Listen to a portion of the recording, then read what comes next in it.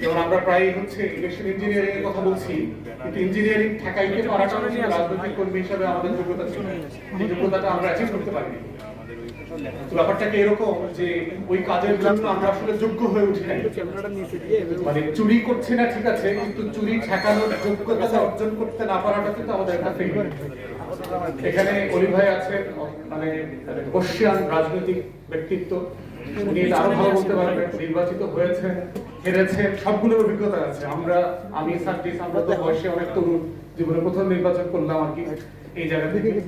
সেই জায়গাতে আমার কাছে মনে হয়েছে যে রমজানে আমরা যারা রাজনৈতিক কর্মী আছি, আজকে দেশের এই জায়গা থেকে আমাদেরকে বিবেচনা করা দরকার যে আমরা আসলে কি করতে পারতাম, কোন কোন জায়গায় জুলাই সনদে ঐক্যবদ্ধ কমিশনে যে সেফগার্ড গুলো রাখা দরকার ছিল সেগুলো আমরা রাখি নাই। অন্তর্বর্তীকালীন সরকার কি কি ভুলগুলো করেছে, যে এই ভুলগুলোর জন্য আজকে আমাদেরকে আবার খেসারত দেওয়ার কথা চিন্তা করতে হচ্ছে, আজকে আবার মাঠে নামার কথা চিন্তা করা লাগতেছে। কেন জুলাই আন্দোলনের লোকদের প্রোটেকশন নিয়ে, নিরাপত্তা নিয়ে আজকে 2 বছর পরে একটা নির্বাচিত সরকারের কাছে এইটার আলোচনা তুলতে হচ্ছে, যারা এই জুলাইয়ের সবচেয়ে বড় বেনিফিশিয়ারি।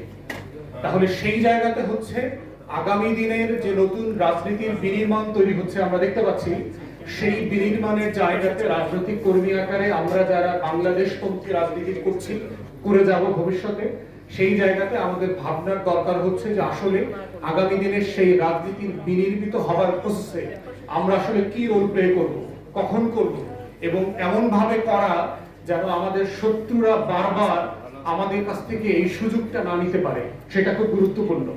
কারণ ইবলিসের ব্যাপারে, শয়তানের ব্যাপারে আল্লাহ তাআলা কিন্তু 2টা জিনিস বলেছেন, 2টা অ্যাডজেক্টিভের কথা বলেছেন। একটা বলছেন যে তোমাদের পরিষ্কার শত্রু, কোরআনে বারবার বলা হয়েছে সে তোমাদের পরিষ্কার শত্রু। আবার এটাও বলছে যে তার কৌশল খুব দুর্বল, তাহলে সে আমাদের শত্রু কিন্তু সে আবার দুর্বল। তাহলে প্রশ্ন হচ্ছে রাষ্ট্র সাপেক্ষে আজকে লাআল্লাকুম তাত্তাকুন রাজনৈতিক কর্মী হিসেবে আমার জন্য যেটা জরুরি সেটা হচ্ছে আগামী দিনের রাজনীতিতে আমার পরিষ্কার শত্রুদের কৌশলগুলো ভেদ করে একটা নতুন বাংলাদেশপন্থী রাজনীতি বিনির্মাণের সেই লড়াইটা চালিয়ে যাওয়া। আল্লাহ রাব্বুল আলামিন আমাদেরকে সবাইকে সেই তৌফিক দিক। আসসালামু আলাইকুম ওয়া রাহমাতুল্লাহ।